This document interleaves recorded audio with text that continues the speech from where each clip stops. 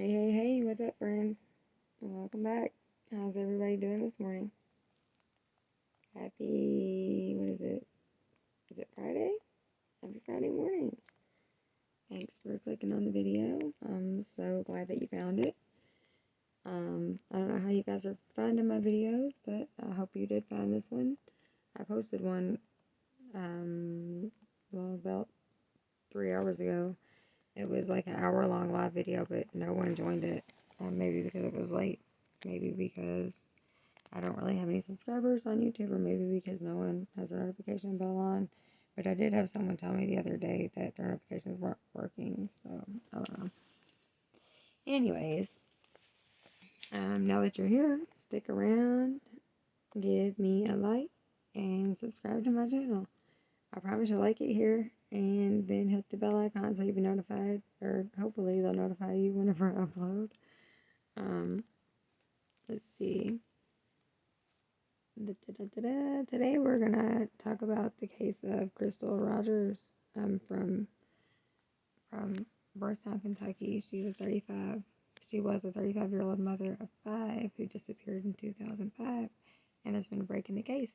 So when I actually decided to do this video, there was no break in the case, and so it's pretty cool that there's been a break in the case since I decided to do it, but it ended up making the video kind of late. And then I did like another video after the break in the case and accidentally deleted it whenever I was editing. So that sucked. But here we are. We're back. And I just realized that I can make my phone bigger to where you guys can actually see the whole picture. I don't know where the camera is, but I'll try to stay on camera or looking at the camera if I can. Let's see. Let's see here. This case is really intriguing, you guys, to say the least. There's like allegedly crooked police, secrets, an update, like I said, a missing person, a murder. There is so much with this case. Excuse me. And it's from this little bitty town called Bardstown, Kentucky, and this town is maybe, I don't know, I'd say about 14,000 people, if that's, I don't even know what a normal small population would be for a town like that, but it's a little town, you know. They have a mall, but it's still a small town. Their mall is E-Town, but it's Bardstown and all that sort. Anyways, let's just get back to the case. That being said, I'm here to entertain and educate you guys with information that I compiled from stuff on the web where I found, different interviews and newscasts and stuff like that. Sometimes I'll find like an interview in a magazine where her mom has talked to someone, or like on cable TV, stuff like that. But in this case, there was literally like an update 5 hours after I woke up on, was it Tuesday? Or that's when I seen it anyways. And that's when I made the original video. But it's a 5-year-old case, and the FBI is investigating now because, did I mention when I was talking about all the interesting things about it, that there's a crooked police department involved?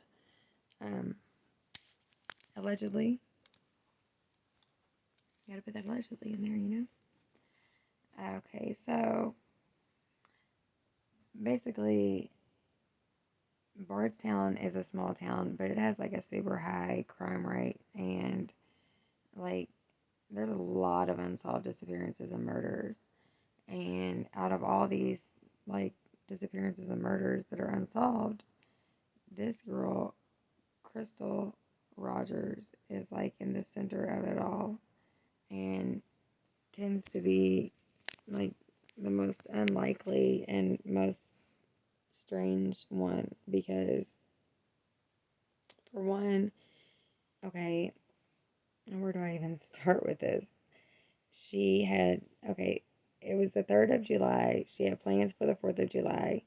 She was, she had a 2-year-old who, actually, she had 5 children, And one of them was it was going to be his first year remembering fireworks. He was really excited that he was going to be able to remember the fireworks this year, and he was going to be all excited because little boys love explosions. So, like, she was talking to her cousin as she left Walmart that day, but they only, like, passed each other basically. She was leaving, her cousin was coming or something like that.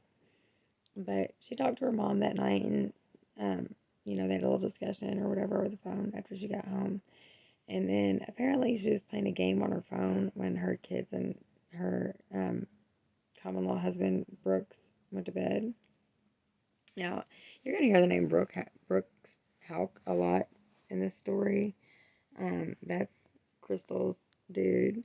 He was, he was a great guy at first. Whenever they got together, she had dated kind of a string of losers. And when her family met him, he was charming and he was sweet. He was good to her. He had his own place. He had a nice car. His brother was a police officer. He just seemed like a great guy. So they were kind of excited that Crystal had met someone who was being good to her and, like, acting like a man and manning up with her kids and everything. She had 5 kids and they were kind of all living together and they made a family. So, anyways, Brooks really seemed like a nice guy and she liked him a lot, so her family was happy for her. Like, basically would be with any of us. Fast forward a couple of years, she finds out she's pregnant and she has their baby Eli. And then here we are a couple of years later. It's the 4th of July and she has gone missing apparently the night before because she was reported missing on the 4th, but she hadn't been seen since the 3rd. Now, Brooks was taken in for an interrogation at the Bardstown Police Department. And when he was doing his investigation or his interrogation at the Bardstown Police Department, his brother Nick decided he was going to walk in and tell him, you don't have to answer any of these questions. You can just get up and leave if you want. So after Brooks had been asked maybe one question, and that was, when's the last time he saw Crystal? And he told them, I saw Crystal when she was playing her game. She was laying on the couch playing her phone on her game on her phone at bedtime. Excuse me. Coco is doing her thing again. She's on one. Anyways, so yeah, she was on the phone playing her game, and he and the children went to bed. That was supposed to be like the last time he saw her. So, like, that was kind of weird. I thought that the fact that he just didn't notice that she was leaving or whatever in the middle of the night, didn't hear the car start or anything, like, I don't know. I just think that's sketchy. Because her car ended up being found that 4th of July by her dad, or actually it might have been the following day. And her keys, her purse, and, like, personal effects were in the car.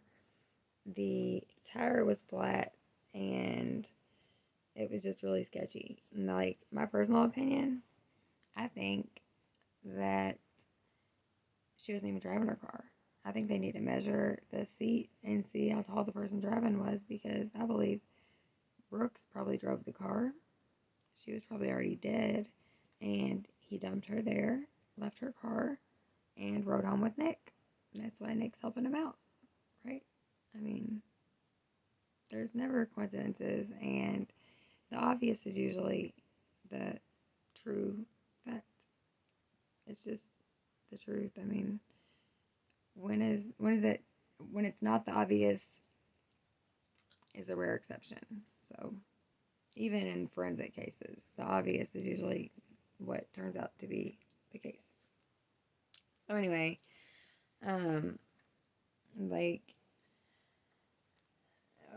they did whatever they did with the car. I don't even know what they did with the car, to be honest. I don't even know if they did an investigation on the car, because there was so much shoddy police work and there was so much of a lack of police work. The family basically was passing out flyers and looking for Crystal. They were her family was relentless. Actually, her dad, Tommy Ballard, and her mom, Sherry, and her dad, Tommy, they really we're not gonna leave any stone unturned. They were gonna find justice for their daughter. They had really high hopes. They wanted to find their daughter and they wanted to find her alive. And at this point, they were kind of thinking about Brooks, but they were also thinking maybe she's been kidnapped, or they just were clueless. They didn't know what could have possibly happened to their kid, and they were freaking out because, she was a beautiful 35-year-old woman who just vanished into thin air, and that is unheard of. Where is the camera? I'm trying to look into the camera and I don't see it. So, um, the the case moved on. Brooks never passed out one flyer, never went looking for her. He moved on with his life as if everything was completely normal. And then by October 16th of 2020, she was presumed dead. But before that, when her dad found her car and everything, and they said there was a four-door Burgundy Impala found, you would have thought that Brooks would have went running, and that he would have been with him, but Brooks had nothing to do with it, and I just thought that was really freaking sketchy. And, okay, now her dad is really getting deep into some investigating because he's like, something's not right. Brooks acting weird, and Brooks knew that her dad was looking at him. Excuse me, sorry about that. But like I said, Tommy and Sherry, they were not gonna stop, and no matter what, no matter how low Brooks could lay, they were gonna find him out. Brooks was just a very arrogant. He thought that because his brother was a cop, he could get by with murder. Is what I think. That's my true opinion. I really believe that they had maybe an argument, or maybe even, I'm not really sure what could have happened with him and Crystal, but I really just think that he did this, and I will tell you guys why. Because Tommy found some kind of evidence. I don't know what he found, but he knew something. And whatever he knew got him killed. Because, y'all, Tommy Ballard got murdered. Tommy Ballard was Crystal's dad. Sherry Rogers kept looking for Crystal, and she wanted to get justice for Tommy as well because, she loved Tommy. But that made her even more, she was even more adamant then to strive to really get this figured out. Like, she was doing every interview and everything that she could possibly do. On my other video, I actually have I have one of the interviews where she was talking about the custody thing, and I was trying to find the one where she was talking about how that she just believed that it was Crystal who had been found. But anyways, I'll get back to that in a second. I wanted to let you all know that I think that Brooks thought the police were going to cover his ass, and they were doing a really good job of it. With Nick being on the police force, of course they were going to cover his ass, but unfortunately for Brooks' Houck, his brother was fired from the police force, and his shelter of protection was gone after that. So, sorry, Brooks. Now the FBI is taking over because the police didn't like it that your brother was taking up for you and trying to cover up for you, and that he possibly and probably had something to do with the murder. I'm thinking he had something to do with it. I think he helped with, because Brooks had to get home somehow. There's no way he went all the way out Bluegrass Parkway, which is a dark, desolate road that leads all the way from Kentucky to West Virginia. There's no way he went all the way out there by himself and walked home. Like Tommy said, that's not somewhere his daughter would have gone, and I could see Brooks taking her car there because he would think that no one would find it there. And Brooks being closest to her and being the last one to see her alive, he just is automatically my suspect. And also because he didn't cooperate with the investigation. So there you go. While Brooks Hout continued to live and act as if things were perfectly normal, her family was falling apart. Her mom was keeping the kids, all except for Eli, and Eli wasn't even allowed to see his siblings. Brooks was keeping Eli completely from the family and still is, as far as I know. Um, but here in Kentucky, we do have a alienation of affection law, and I wonder if they even know about that. And anyways, um, that's a whole nother thing. But I'm sure Brooks had plenty of faith that those guys were gonna take care of him. But those kids were everything to Crystal, and her mom had him, and she wanted to get Crystal home to her kids. So, with the police dragging their feet, the FBI came in, obviously. They fired Nick, and like I told you before, after only 16 short months, after Crystal disappeared, her dad gets murdered, and, you know, Tommy didn't have enemies. He was a great guy. Um, her ex-husband, Keith Rogers, was definitely cleared. He had nothing at all to do with it. He was a good guy. He had a alibi apparently. Uh, two of the children, by the way, were with him, but the mother did end up keeping. Sherry did end up keeping the kids. And the craziest thing in 1979, her aunt, whose name was also Sherry Ballard, like her mom, was murdered, and her body was found like not long afterwards. But that kind of blew my mind because they looked like they could have passed as sisters or twins. But like the fact that it literally happened like about, I don't know, I guess 20 years apart, almost exactly 20 years apart, it just blew my mind. It was just really weird to me. I thought like it was a just you don't hear of a family dealing with two things like that. It, for two things like that to have happened, it almost makes me wonder if they're connected in some way. Like maybe Crystal found out something about what happened to her aunt, and it had something to do with someone who Brooks was gonna protect. I don't know. Like my brain goes all kinds of places, y'all. Once you get to know me, you'll find out I am a straight up detective. I spend all my time investigating and like yeah, I'm a true crime freak.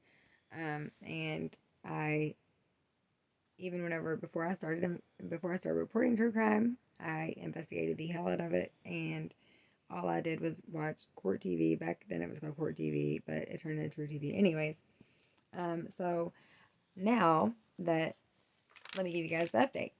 So there's been over 150 search warrants executed, and a lot of them have been at Brooks's home. So y'all, they have recorded these searches, and on the footage of these searches, they have carried so many boxes out of Brooks's house. Like, their only suspect is Brooks as well. They have one suspect, and the suspect is Brooks. They have all this evidence, whatever it is, we don't know, but they have all this evidence, and it was all carried out on camera. So obviously, during the case, there's something interesting in that video, I think, or else they wouldn't have probably recorded that much video. That's just my opinion from knowing how the court system works and how the trial stuff works, like in my experience, anyways. But,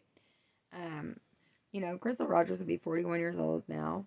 She would be a grandmother. Her daughter, Kaylee, her oldest daughter, Kaylee, has her own family now. And, she's moved out on her own. So that's, a tragedy that she's never going to get to meet her granddaughter. Her granddaughter's never going to know her grandmother. This beautiful, vibrant blonde that was a family woman with 5 children.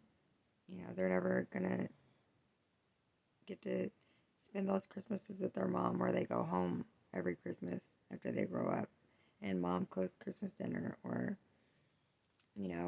birthdays, any holidays. They're not going to have Easters together. They're not going to have any of the things that all of us take for granted with our families. And I'm not going to say that we all take for granted, because I try to spend as much time with my family as I can, but these things that a lot of us don't really think about sometimes, they're going to miss this forever. And hearing her daughter talk about how she wished her mom could be there to see her family grow, and, all that, it broke my heart, because I lost my son. He was 18 years old, and he was murdered on his birthday, and I know how it feels to have your child murdered. And for Sherry Ballard, or, for Sherry Rogers, or Sherry Rogers Ballard, she has to deal with the fact forever that these remains, the update, they found remains, you guys.